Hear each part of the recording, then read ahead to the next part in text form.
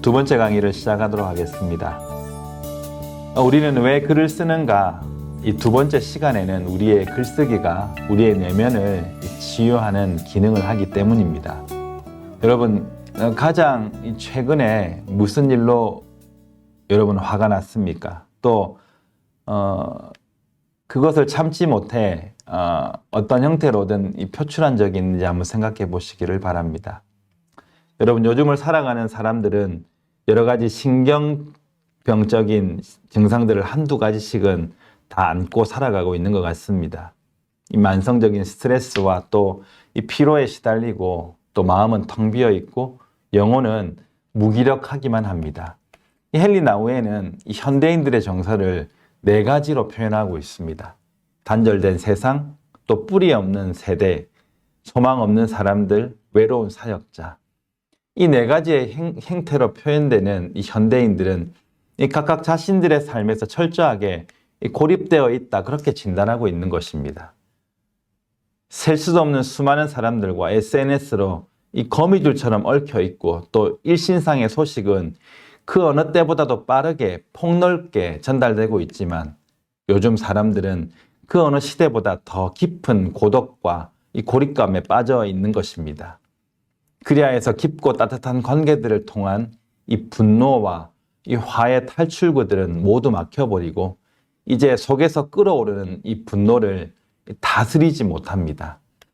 여러분, 일례로 이 평소에는 천사 같던 사람도 자동차 운전대만 잡으면 무엇에 그리 화가 났는지 입에 욕을 달고 살고 또 조금이라도 나의 진로를 거스를 치라면 이 다른 운전자들에게 이 생명의 생명을 위협하는 이 보복 운전까지 이 분노를 표출한 것을 보게 되면 우리도 여기에서 이 자유로울 수 없는 것이지요.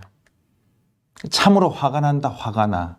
이 모두 이 시한폭탄을 하나씩 품고 이 걸리기만 걸리면 바로 터뜨려버릴 기세로 이 모두 험악한 표정으로 하루하루를 살아가고 있는 것 같습니다.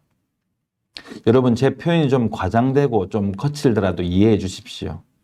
늘 법 없이도 또 천사같이 살아가시는 분들도 여기 계시겠지만 그래도 이 부정할 수 없는 우리의 현실들이기 때문입니다. 여러분, 잠깐 이 거울을 잠깐 보고 가시겠습니다. 이 몇몇 분들은 이 거울이 깨질 수도 있으니 조심하시기 바랍니다. 이 찬찬히 자신의 얼굴을 좀 들여다 보십시오. 무엇을 느끼십니까? 여러분, 저는 하나님은 참 전능하신 것 같습니다. 저는 거울로 제 얼굴을 볼 때마다 역시 하나님은 전능하신 분이시다 늘 깨닫곤 합니다. 이렇게 완벽하게 잘생긴 얼굴을 만드신 것을 보면 이 분명 하나님은 이 전능하신 분이심에 이 틀림없는 것입니다. 그럼요. 이 남부교회의 이 F5 센터 자리에는 아무나 하는 것이 아니기 때문입니다. 여러분, 이런 저의 말이 여러분의 분노에 불을 붙일 수도 있겠지만 제가 잘생긴 것은 사실이니까 저는 저희 집사람의 안목을 아주 높게 평가하는 편입니다. 아무튼 거울을 보니 여러분 표정이 좀 어떤 것 같습니까? 여러분, 이 사울은 이 평생을 인상을 쓰고 사는 후기 인상파에 속하는 사람이었습니다.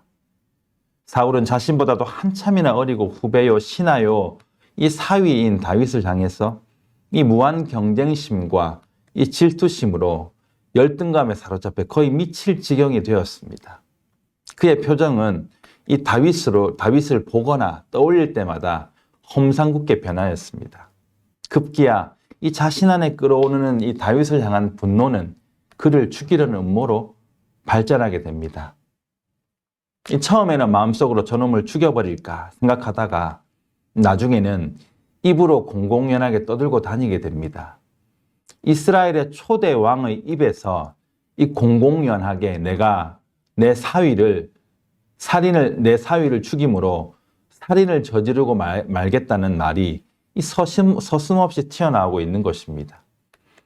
창을 던져서 벽에다 박아버리려고 시도하고 또 그것을 막아서는 아들 요나단을 같이 죽여버리겠다고 칼로 겁박하였습니다.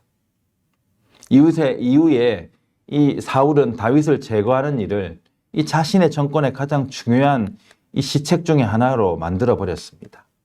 여러분, 사울은 이 분노의 감정을 조절하지 못하고 결국 자신의 분노에 사로잡혀 일생을 허비하는 이 불쌍하고 불행한 인생을 연명하다가 죽었습니다.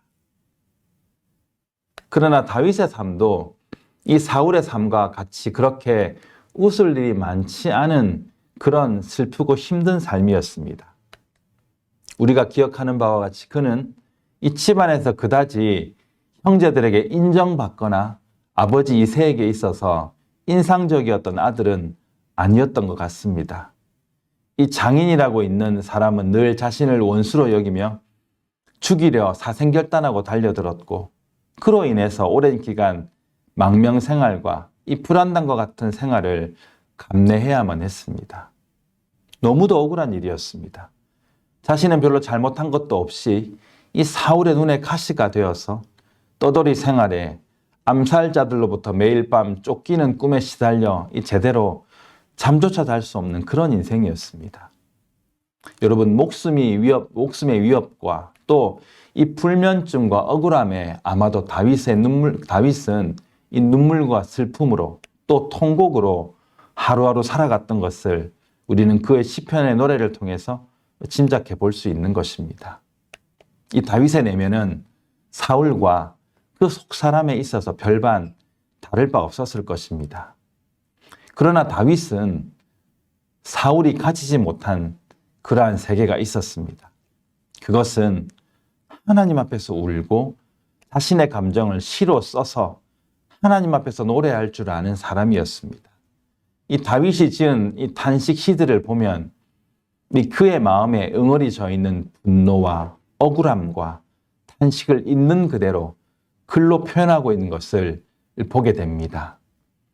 이 다윗의 시편 18편의 표제는 이 여호와께서 다윗을 그 모든 원수들의 손에서와 이 사울의 손에서 건져주신 날에 이 다윗이 이 노래의 말로 여호와께 아뢰어 이르되라고 되어 있습니다.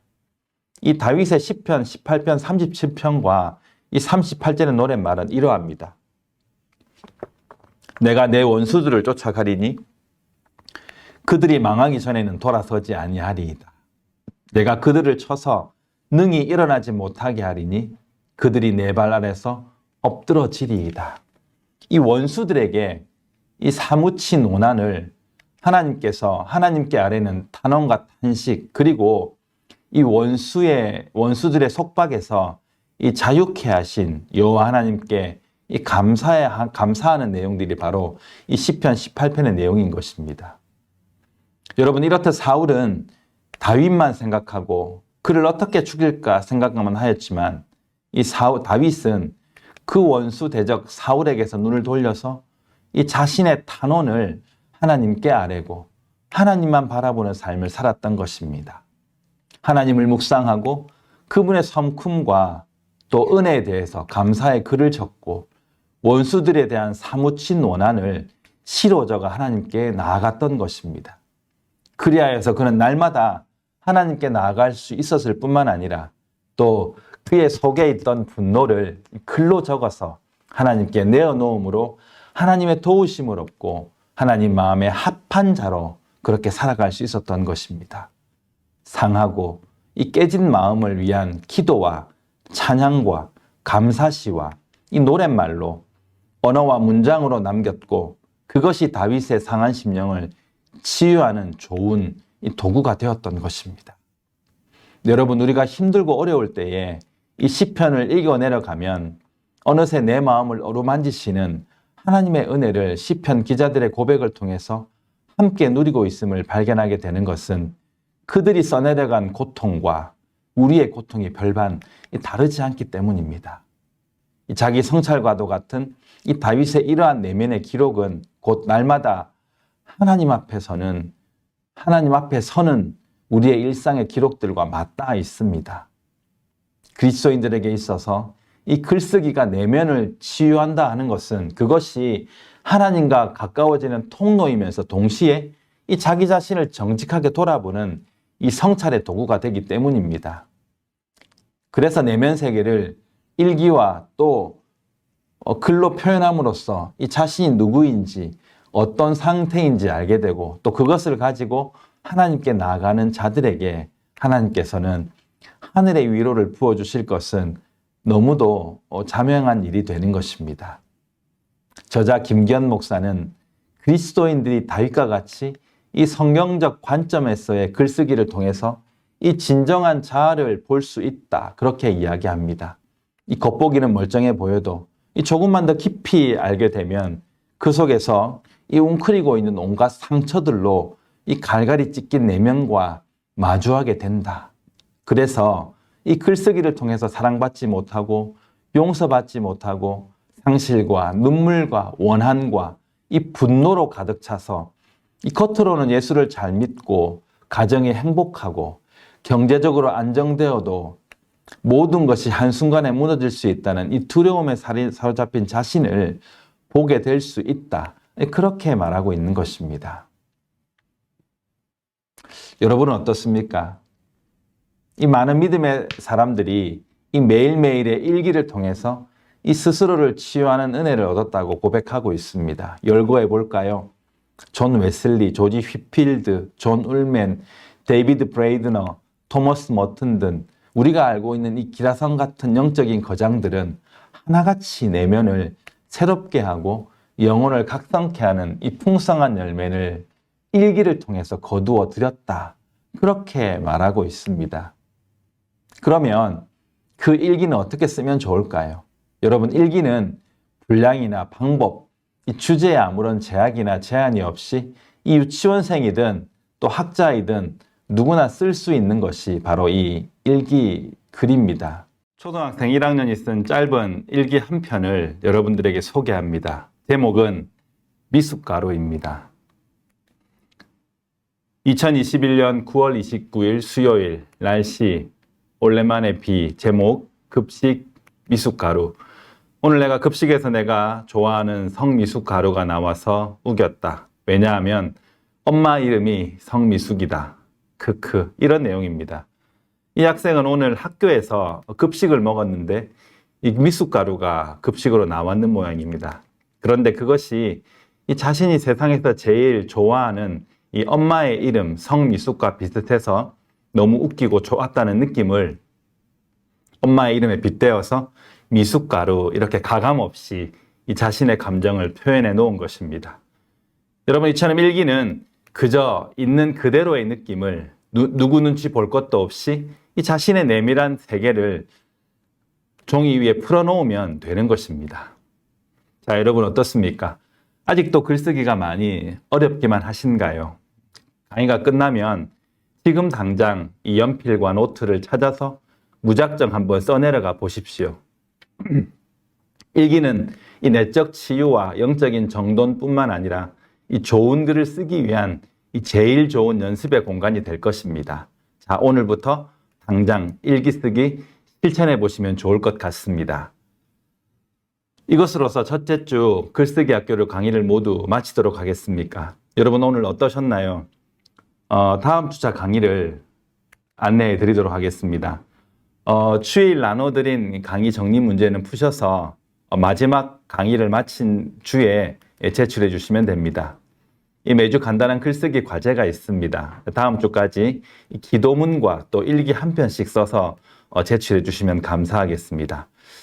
다음 주 강의는 왜 글을 쓰는가, 이 두 번째 시간으로 이 글쓰기가 이 사고 개발과 또 관계 소통, 그리고 나아가서 이 세상을 변혁하는 기능과 이 역할을 한다는 것으로 함께 생각해 보겠습니다. 혹 이 책을 사신 분들은 또 미리 읽어오시면 많은 도움이 될 것 같습니다.